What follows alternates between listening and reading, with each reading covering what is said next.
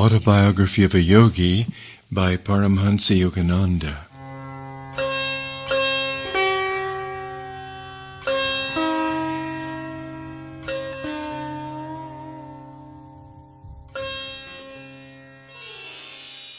Chapter 43, The Resurrection of Sri Yukteswar.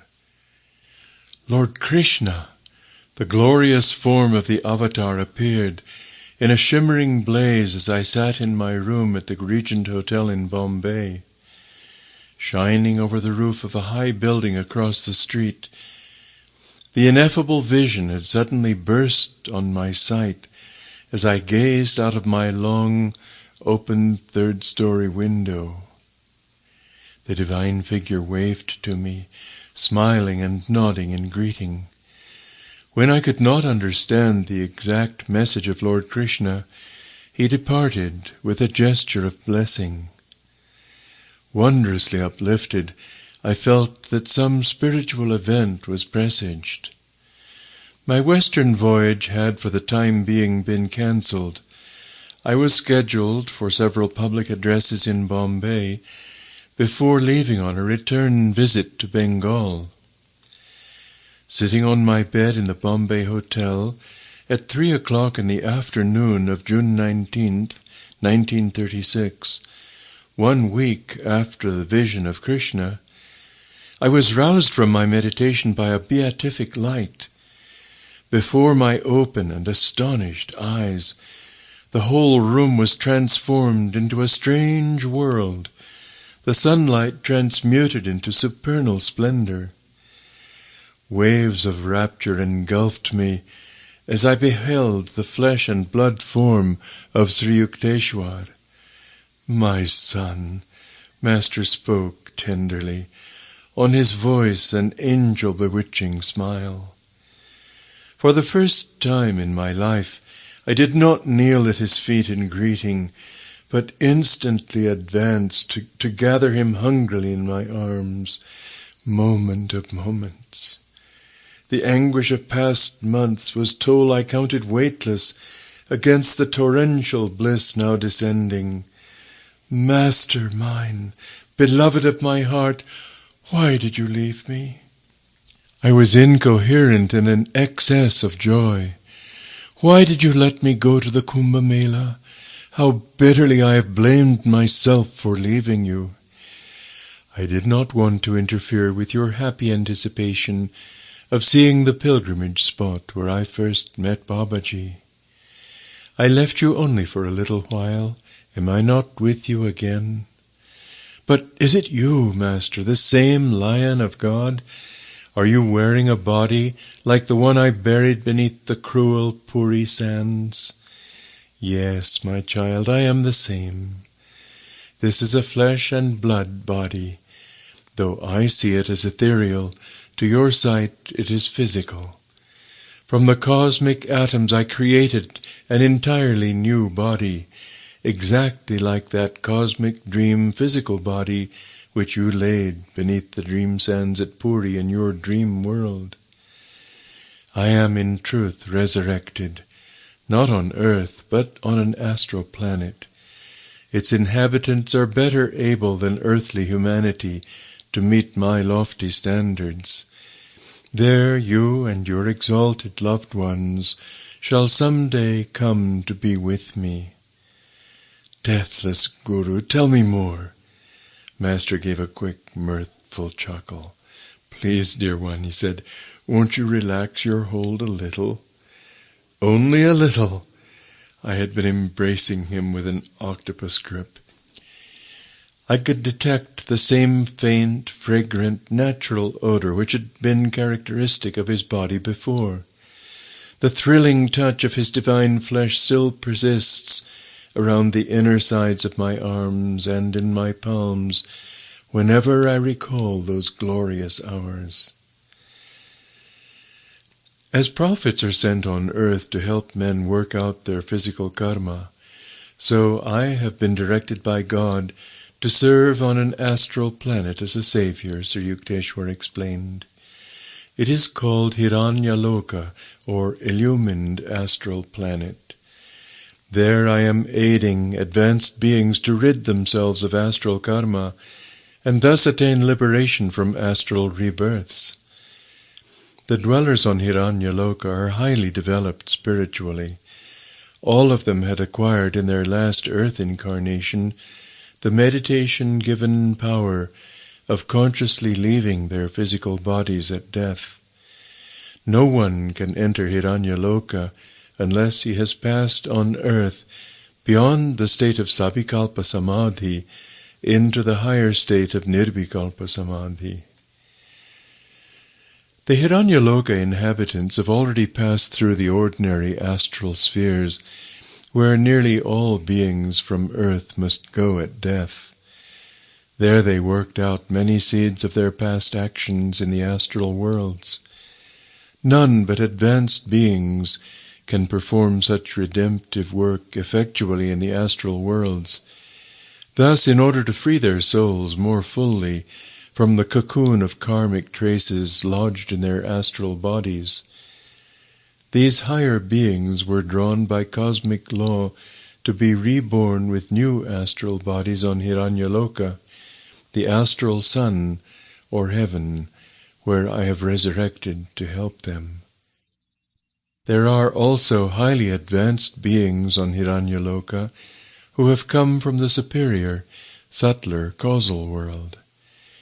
My mind was now in such perfect attunement with my gurus that he was conveying his word pictures to me partly by speech and partly by thought transference.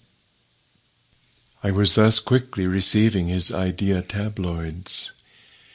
You have read in the scriptures, Master went on, that God encased the human soul successively in 3 bodies, the idea or causal body, the subtle astral body, seat of man's mental and emotional natures, and the gross physical body. On earth, a man is equipped with his physical senses. An astral being works with his consciousness and feelings, and a body made of life-trons. A causal-bodied being remains in the blissful realm of ideas. My work is with those astral beings who are preparing to enter the causal world. Adorable Master, please tell me more about the astral cosmos. Though I had slightly relaxed my embrace at Sri Yukteswar's request, my arms were still around him. Treasure beyond all treasures, my guru who had laughed at death to reach me. There are many astral planets teeming with astral beings, Master began. The inhabitants use astral planes or masses of light to travel from one planet to another faster than electricity and radioactive energies. The astral universe, made of various subtle vibrations of light and color, is hundreds of times larger than the material cosmos. The entire physical creation hangs like a little solid basket under the huge luminous balloon of the astral sphere. Just as many physical suns and stars roam in space, so there are also countless astral, solar, and stellar systems. Their planets have astral suns and moons more beautiful than the physical ones. The astral luminaries resemble the aurora borealis, the sunny astral aurora being more dazzling than the mild-rayed moon aurora. The astral day and night are longer than those of earth. The astral world is infinitely beautiful, clean, pure, and orderly. There are no dead planets or barren lands. The terrestrial blemishes, weeds, bacteria, insects, snakes, are absent. Unlike the variable climates and seasons of the earth, the astral planets maintain the even temperature of an eternal spring, with occasional luminous white snow and rain of many-colored lights. Astral planets abound in opal lakes and bright seas and rainbow rivers. The ordinary astral universe, not the subtler astral heaven of Hiranyaloka, is peopled with millions of astral beings who have come more or less recently from the earth, and also with myriads of fairies, mermaids, fishes, animals, goblins, gnomes, demigods, and spirits, all residing on different astral planets in accordance with karmic qualifications. Various spheric mansions or vibratory regions are provided for good and evil spirits. Good ones can travel freely, but the evil spirits are confined to limited zones. In the same way that human beings live on the surface of the earth, worms inside the soil, fish in water, and birds in air, so astral beings of different grades are assigned to suitable vibratory quarters. Among the fallen dark angels expelled from other worlds, friction and war take place with life-tronic bombs or mental, mantric vibratory rays. These beings dwell in the gloom-drenched regions of the lower astral cosmos, working out their evil karma. In the vast realms above the dark astral prison, all is shining and beautiful. The astral cosmos is more naturally attuned than the earth to the divine will and plan of perfection. Every astral object is manifested primarily by the will of God, and partially by the will call of astral beings. They possess the power of modifying or enhancing the grace and form of anything already created by the Lord. He has given his astral children the freedom and privilege of changing or improving at will the astral cosmos. On earth, a solid must be transformed into liquid or other form through natural or chemical processes, but astral solids are changed into astral liquids, gases, or energy solely and instantly by the will of the inhabitants. The earth is dark with warfare and murder in the sea, land, and air, my Guru continued, but the astral realms know a happy harmony and equality. Astral beings dematerialize or materialize their forms at will. Flowers or fish or animals can metamorphose themselves for a time into astral men. All astral beings are free to assume any form and can easily commune together. No fixed, definite, natural law hems them round. Any astral tree, for example, can be successfully asked to produce an astral mango or other desired fruit, flower, or indeed any other object. Certain karmic restrictions are present, but there are no distinctions in the astral world about desirability of various forms. Everything is vibrant with God's creative light. No one is born of woman. Offspring are materialized by astral beings through the help of their cosmic will into specially patterned, astrally condensed forms. The recently physically embodied being arrives in an astral family through invitation, drawn by similar mental and spiritual tendencies. The astral body is not subject to cold or heat or other natural conditions. The anatomy includes an astral brain, or the 1,000-petaled lotus of light, and 6 awakened centers in the sushumna, or astral cerebrospinal axis. The heart draws cosmic energy as well as light from the astral brain and pumps it to the astral nerves and body cells, or lifetrons. Astral beings can affect their bodies by lifetronic force or by mantric vibrations. The astral body is an exact counterpart of the last physical form. Astral beings retain the same appearance which they possessed in youth in their previous earthly sojourn. Occasionally an astral being chooses, like myself, to retain his old age appearance. Master, emanating the very essence of youth, chuckled merrily. Unlike the spatial, three-dimensional physical world cognized only by the five senses, the astral spheres are visible to the all-inclusive sixth sense, intuition, Sri Yukteswar went on. By sheer intuitional feeling, all astral beings see, hear, smell, taste, and touch. They possess 3 eyes, 2 of which are partly closed. The third and chief astral eye, vertically placed on the forehead, is open.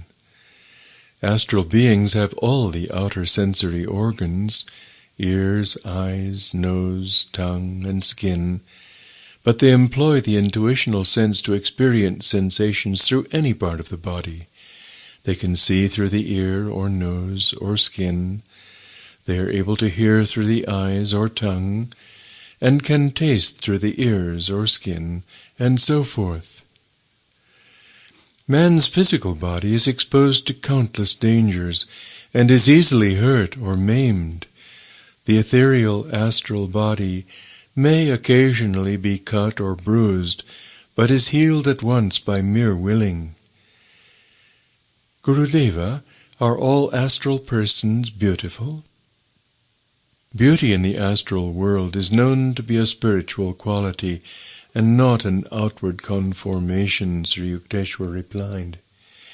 Astral beings therefore attach little importance to facial features. They have the privilege, however, of costuming themselves at will with new, colorful, astrally materialized bodies. Just as worldly men don new array for gala events, so astral beings find occasions to bedeck themselves in specially designed forms. Joyous astral festivities on the higher astral planes, like Hiranyaloka, take place when a being is liberated from the astral world through spiritual advancement, and is therefore ready to enter the heaven of the causal world. On such occasions the invisible Heavenly Father and the saints who are merged in Him materialize themselves into bodies of their own choice and join the astral celebration. In order to please His beloved devotee, the Lord takes any desired form. If the devotee worshipped through devotion, he sees God as the Divine Mother. To Jesus, the Father aspect of the Infinite One was appealing beyond other conceptions. The individuality with which the Creator has endowed each of His creatures makes every conceivable and inconceivable demand on the Lord's versatility. My Guru and I laughed happily together. Friends of other lives easily recognize one another in the astral world, Sri Yukteswar went on in his beautiful flute-like voice.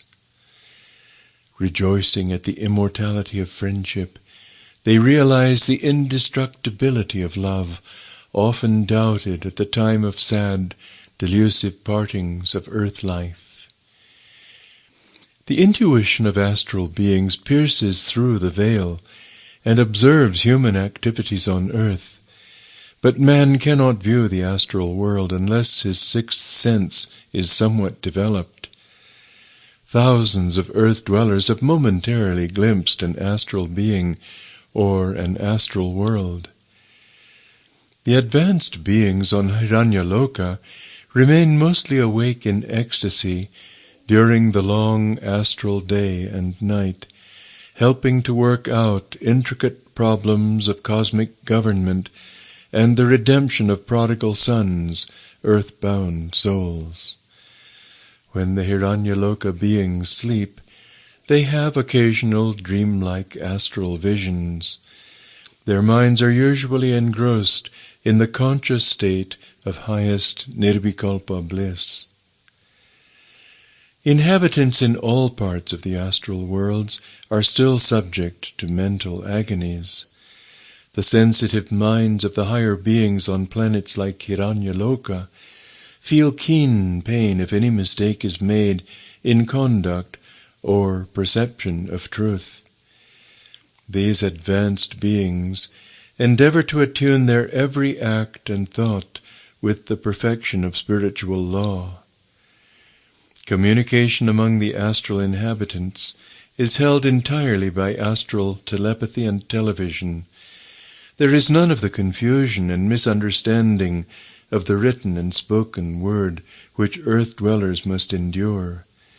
Just as persons on the cinema screen appear to move and act through a series of light pictures and do not actually breathe, so the astral beings walk and work as intelligently guided and coordinated images of light, without the necessity of drawing power from oxygen. Man depends upon solids, liquids, gases, and energy for sustenance. Astral beings sustain themselves principally by cosmic light. Master mine, do astral beings eat anything? I was drinking in his marvelous elucidations with the receptivity of all my faculties, mind, heart, soul.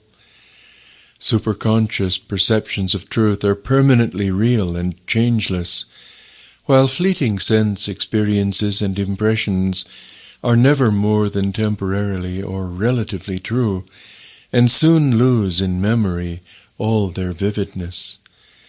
My Guru's words were so penetratingly imprinted on the parchment of my being that at any time, by transferring my mind to the superconscious state, I can clearly relive the divine experience. Luminous ray-like vegetables abound in the astral soils, he answered. The astral beings consume vegetables and drink a nectar flowing from glorious fountains of light and from astral brooks and rivers.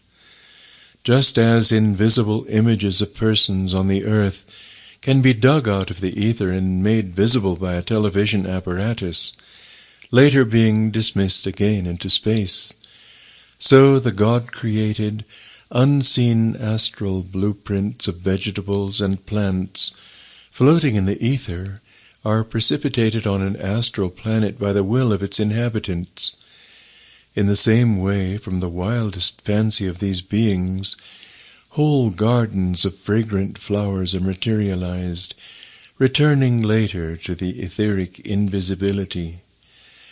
Although dwellers on the heavenly planets like Hiranyaloka are almost freed from any necessity of eating, still higher is the unconditioned existence of almost completely liberated souls in the causal world, who eat nothing save the manna of bliss.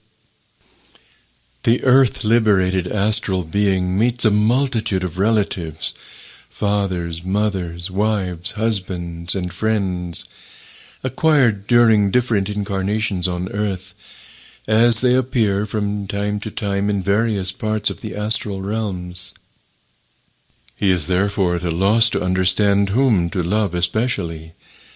He learns in this way to give a divine and equal love to all, as children and individualized expressions of God.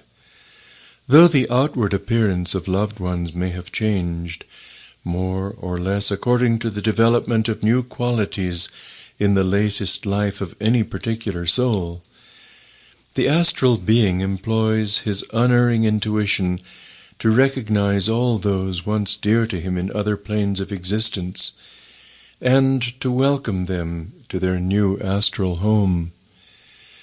Because every atom in creation is inextinguishably dowered with individuality, an astral friend will be recognized no matter what costume he may don, even as on earth an actor's identity is discoverable by close observation, despite any disguise. The span of life in the astral world is much longer than on earth. A normal advanced astral being's average life period is from 500 to 1,000 years, measured in accordance with earthly standards of time. As certain redwood trees outlive most trees by millenniums, or as some yogis live several hundred years, though most men die before the age of 60, So some astral beings live much longer than the usual span of astral existence. Visitors to the astral world dwell there for a longer or shorter period in accordance with the weight of their physical karma, which draws them back to earth within a specified time. The astral being does not have to contend painfully with death at the time of shedding his luminous body. Many of these beings nevertheless feel slightly nervous at the thought of dropping their astral form for the subtler causal one. The astral world is free from unwilling death, disease, and old age. These three dreads are the curse of earth, where man has allowed his consciousness to identify itself almost wholly with a frail physical body requiring constant aid from air, food, and sleep in order to exist at all. Physical death is attended by the disappearance of breath and the disintegration of fleshly cells. Astral death consists of the disbursement of lifetrons, those manifest units of energy which constitute the life of astral beings. At physical death, a being loses his consciousness of flesh and becomes aware of his subtle body in the astral world. Experiencing astral death in due time, a being thus passes from the consciousness of astral birth and death to that of physical birth and death. These recurrent cycles of astral and physical encasement are the ineluctable destiny of all unenlightened beings. Scriptural definitions of heaven and hell sometimes stir man's deeper-than-subconscious memories of his long series of experiences in the blithesome astral and disappointing terrestrial worlds. "Beloved Master," I asked, "will you please describe more in detail the difference between rebirth on the earth and in the astral and causal spheres?" Man, as an individualized soul, is essentially causal-bodied, my Guru explained. That body is a matrix of the 35 ideas required by God as the basic or causal thought forces, from which he later formed the subtle astral body of 19 elements and the gross physical body of 16 elements. The 19 elements of the astral body are mental, emotional, and lifetronic.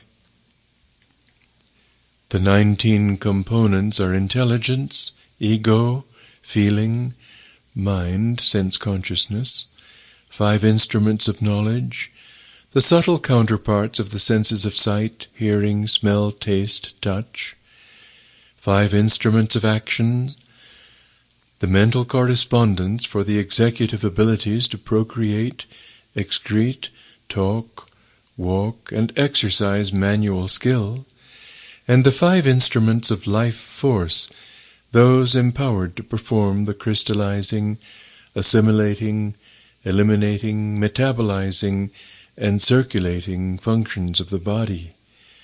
This subtle astral engagement of 19 elements survives the death of the physical body, which is made of 16 gross metallic and non-metallic elements.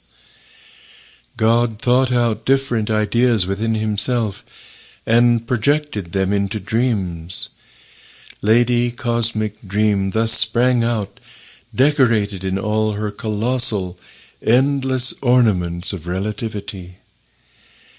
In 35 thought categories of the causal body, God elaborated all the complexities of man's 19 astral and 16 physical counterparts.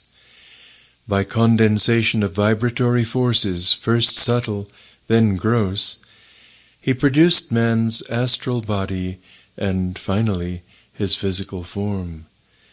According to the law of relativity, by which the prime simplicity has become the bewildering manifold, the causal cosmos and causal body are different from the astral cosmos and astral body. The physical cosmos and physical body are likewise characteristically at variance with the other forms of creation. The fleshly body is made of the fixed, objectified dreams of the Creator. The dualities are ever present on earth. Disease and health, pain and pleasure, loss and gain. Human beings find limitation and resistance in three-dimensional matter. When man's desire to live is severely shaken by disease or other causes, death arrives. The heavy overcoat of the flesh is temporarily shed. The soul, however, remains encased in the astral and causal bodies.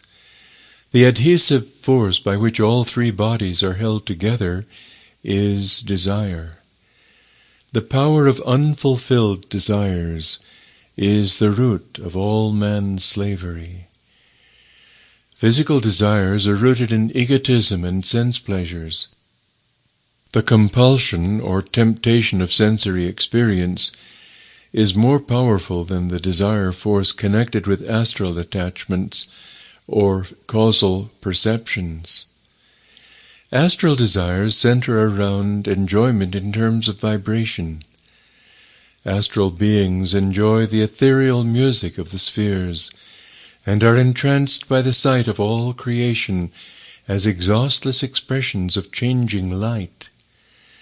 The astral beings also smell, taste, and touch light. Astral desires are thus connected with an astral being's power to precipitate all objects and experiences as forms of light or as condensed thoughts or dreams. Causal desires are fulfilled by perception only. The nearly free beings who are encased only in the causal body see the whole universe as realizations of the dream ideas of God. They can materialize anything and everything in sheer thought. Causal beings therefore consider the enjoyment of physical sensations or astral delights as gross and suffocating to the soul's fine sensibilities. Causal beings work out their desires by materializing them instantly. Those who find themselves covered only by the delicate veil of the causal body can bring universes into manifestation, even as the Creator. Because all creation is made of the cosmic dream texture, the soul, thinly clothed in the causal, has vast realizations of power. A soul, being invisible by nature, can be distinguished only by the presence of its body or bodies. The mere presence of a body signifies that its existence is made possible by unfulfilled desires. So long as the soul of man is encased in 1, 2, or 3 body containers, sealed tightly with the corks of ignorance and desires, he cannot merge with the sea of spirit. When the gross physical receptacle is destroyed by the hammer of death, the other 2 coverings, astral and causal, still remain to prevent the soul from consciously joining the omnipresent life. When desirelessness is attained through wisdom, its power disintegrates the 2 remaining vessels. The tiny human soul emerges, free at last. It is one with the measureless amplitude. I asked my divine Guru to shed further light on the high and mysterious causal world. The causal world is indescribably subtle, he replied. In order to understand it, one would have to possess such tremendous powers of concentration that he could close his eyes and visualize the astral cosmos and the physical cosmos in all their vastness, the luminous balloon with the solid basket, as existing in ideas only. If, by this superhuman concentration, one succeeded in converting or resolving the 2 cosmoses with all their complexities into sheer ideas, he would then reach the causal world and stand on the borderline of fusion between mind and matter. There one perceives all created things, solids, liquids, gases, electricity, energy, all beings, gods, men, animals, plants, bacteria, as forms of consciousness, just as a man can close his eyes and realize that he exists, even though his body is invisible to his physical eyes and is present only as an idea. Whatever a human being can do in fancy, a causal being can do in reality. The most colossal imaginative human intellect is able in mind only to range from one extreme of thought to another, to skip mentally from planet to planet, or tumble endlessly down a pit of eternity, or soar rocket-like into the galaxied canopy, or scintillate like a searchlight over Milky Ways and the starry spaces. But beings in the causal world have a much greater freedom, and can effortlessly manifest their thoughts into instant objectivity without any material or astral obstruction or karmic limitation. Causal beings realize that the physical cosmos is not primarily constructed of electrons, nor is the astral cosmos basically composed of lifetrons. Both in reality are created from the minutest particles of God thought, chopped and divided by Maya, the law of relativity, which intervenes to apparently separate the noumenon from his phenomena. Souls in the causal world recognize one another as individualized points of joyous spirit. Their thought things are the only objects which surround them. Causal beings see the difference between their bodies and thoughts to be merely ideas. As a man, closing his eyes, can visualize a dazzling white light or a faint blue haze, so causal beings, by thought alone, are able to see, hear, feel, taste, and touch.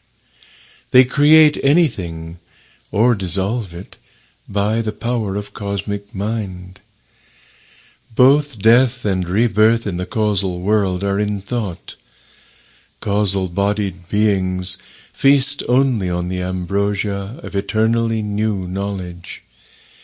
They drink from the springs of peace, roam on the trackless soils of perceptions, swim in the ocean endlessness of bliss. Lo, see their bright thought bodies zoom past trillions of spirit-created planets, fresh bubbles of universes, wisdom stars, spectral dreams of golden nebulae, all over the skyey blue bosom of infinity. Many beings remain for thousands of years in the causal cosmos. By deeper ecstasies, the freed soul then withdraws itself from the little causal body and puts on the vastness of the causal cosmos. All the separate eddies of ideas, particularized waves of power, love, will, joy, peace, intuition, calmness, self-control, and concentration, melt into the ever-joyous sea of bliss. No longer does the soul have to experience its joy as an individualized wave of consciousness, but is merged in the one cosmic ocean with all its waves, eternal laughter, thrills, throbs. When a soul is out of the cocoon of the three bodies, it escapes forever from the law of relativity and becomes the ineffable, ever-existent. Behold the butterfly of omnipresence, its wings etched with stars and moons and suns. The soul, expanded into spirit, remains alone in the region of lightless light, darkless dark, thoughtless thought, intoxicated with this ecstasy of joy, in God's dream of cosmic creation. "A free soul!" I ejaculated in awe. When a soul finally gets out of the 3 jars of bodily delusions, Master continued, it becomes one with the infinite, without any loss of individuality. Christ had won this final freedom even before he was born as Jesus. In 3 stages of his past, symbolized in his earth life as the 3 days of his experience of death and resurrection, he had attained the power to fully rise in spirit. The undeveloped man must undergo countless earthly and astral and causal incarnations in order to emerge from his 3 bodies.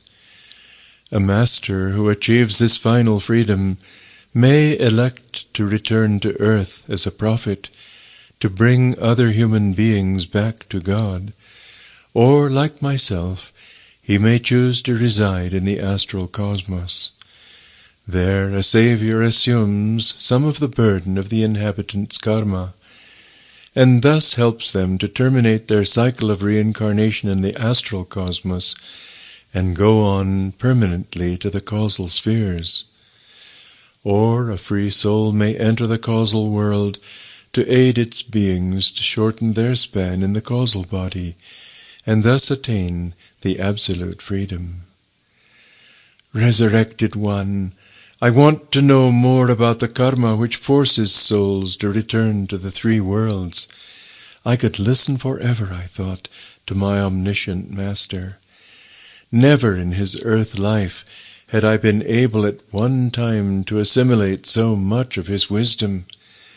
Now for the first time I was receiving a clear, definite insight into the enigmatic interspaces on the checkerboard of life and death. The physical karma, or desires of man, must be completely worked out before his permanent stay in astral worlds becomes possible. My Guru elucidated in his thrilling voice. 2 kinds of beings live in the astral spheres: those who still have earthly karma to dispose of, and who must therefore re-inhabit a gross physical body in order to pay their karmic debts, could be classified, after physical death, as temporary visitors to the astral world, rather than as permanent residents. Beings with unredeemed earthly karma are not permitted after astral death to go to the high causal sphere of cosmic ideas, but must shuttle to and fro from the physical and astral worlds only. Conscious successively of their physical body of 16 gross elements, and of their astral body of 19 subtle elements. After each loss of his physical body, however, an undeveloped being from the earth remains for the most part in the deep stupor of the death sleep, and is hardly conscious of the beautiful astral sphere. After the astral rest, such a man returns to the material plane for further lessons, gradually accustoming himself through repeated journeys to the worlds of subtle astral texture.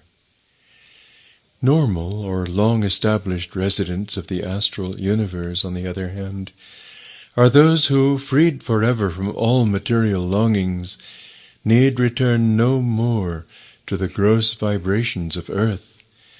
Such beings have only astral and causal karma to work out.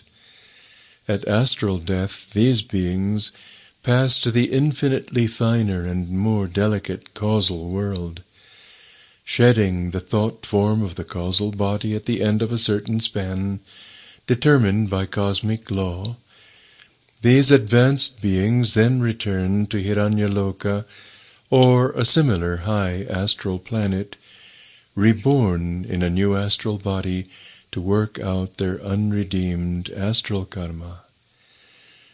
My son, you may now comprehend more fully that I am resurrected by divine decree, Sri Yukteswar continued, as a savior of astrally reincarnating souls coming back from the causal sphere in particular, rather than of those astral beings who are coming up from earth. Those from the earth, if they still retain vestiges of material karma, do not rise to the very high astral planets like Hiranyaloka. Just as most people on earth have not learned through meditation acquired vision to appreciate the superior joys and advantages of astral life, and thus after death desire to return to the limited, imperfect pleasures of earth, so many astral beings, during the normal disintegration of their astral bodies, fail to picture the advanced state of spiritual joy in the causal world, and, dwelling on thoughts of the more gross and gaudy astral happiness, yearn to revisit the astral paradise.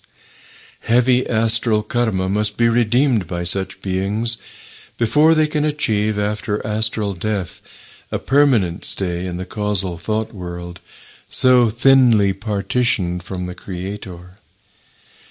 Only when a being has no further desires for experiences in the pleasing to eye astral cosmos, and cannot be tempted to go back there, does he remain in the causal world, completing there the work of redeeming all causal karma, or seeds of past desires.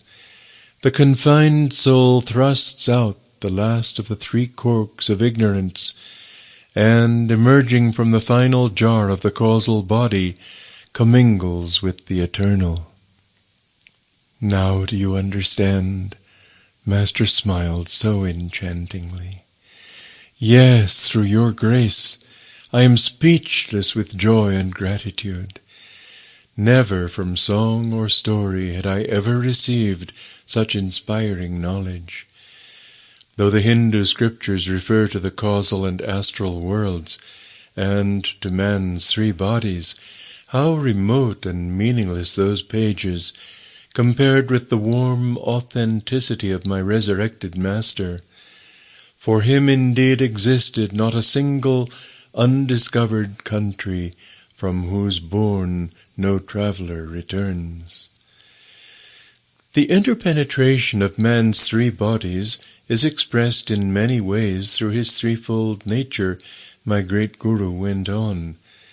In the wakeful state on earth, a human being is conscious, more or less, of his three vehicles. When he is sensually intent on tasting, smelling, touching, listening, or seeing, he is working principally through his physical body. Visualizing or willing, he is working mainly through his astral body. His causal medium finds expression when man is thinking or diving deep in introspection or meditation. The cosmical thoughts of genius come to the man who habitually contacts his causal body. In this sense, an individual may be classified broadly as a material man, an energetic man, or an intellectual man. A man identifies himself about 16 hours daily with his physical vehicle. Then he sleeps. If he dreams, he remains in his astral body, effortlessly creating any object, even as do the astral beings. If man's sleep be deep and dreamless, for several hours he is able to transfer his consciousness, or sense of I-ness, to the causal body. Such sleep is revivifying. A dreamer is contacting his astral and not his causal body. His sleep is not fully refreshing. I had been lovingly observing Sri Yukteswar while he gave his wondrous exposition. "Angelic Guru," I said, "your body looks exactly as it did when last I wept over it in the Puri ashram." "Oh yes, my new body is a perfect copy of the old one. I materialize or dematerialize this form any time at will, much more frequently than I did while on earth. By quick dematerialization, I now travel instantly by light express from planet to planet, or indeed from astral to causal or to physical cosmos. My divine Guru smiled. Though you move about so fast these days, I had no difficulty in finding you at Bombay. Oh, Master, I was grieving so deeply about your death. Ah, wherein did I die? Isn't there some contradiction? Sir Yukteswar's eyes were twinkling with love and amusement. You were only dreaming on earth. On that earth you saw my dream body, he went on. Later you buried that dream image. Now my finer, fleshly body, which you behold and are even now embracing rather closely, is resurrected on a finer dream planet of God. Some day that finer dream body and finer dream planet will pass away. They too are not forever. All dream bubbles must eventually burst at a final wakeful touch. Differentiate, my son Yogananda, between dreams and reality. This idea of Vedantic resurrection struck me with wonder. I was ashamed that I had pitied Master when I had seen his lifeless body at Puri. I comprehended at last that my Guru had always been fully awake in God, perceiving his own life and passing on earth, and his present resurrection, as nothing more than relativities of divine ideas in the cosmic dream. I have now told you, Yogananda, the truths of my life, death, and resurrection. Grieve not for me, rather broadcast everywhere the story of my resurrection from the God-dreamed earth of men to another God-dreamed planet of astrally garbed souls. New hope will be infused into the hearts of misery-mad, death-fearing dreamers of the world. Yes, Master, how willingly would I share with others my joy at his resurrection. On earth my standards were uncomfortably high, unsuited to the natures of most men. Often I scolded you more than I should have. You passed my test. Your love shone through the clouds of all reprimands. He added tenderly, I have also come today to tell you, never again shall I wear the stern gaze of censure. I shall scold you no more. How much I had missed the chastisements of my great Guru. Each one had been a guardian angel of protection. Dearest Master, rebuke me 1,000,000 times. Do scold me, now. I shall chide you no more. His divine voice was grave, yet with an undercurrent of laughter. You and I shall smile together so long as our two forms appear different in the Maya dream of God. Finally we shall merge as one in the cosmic beloved.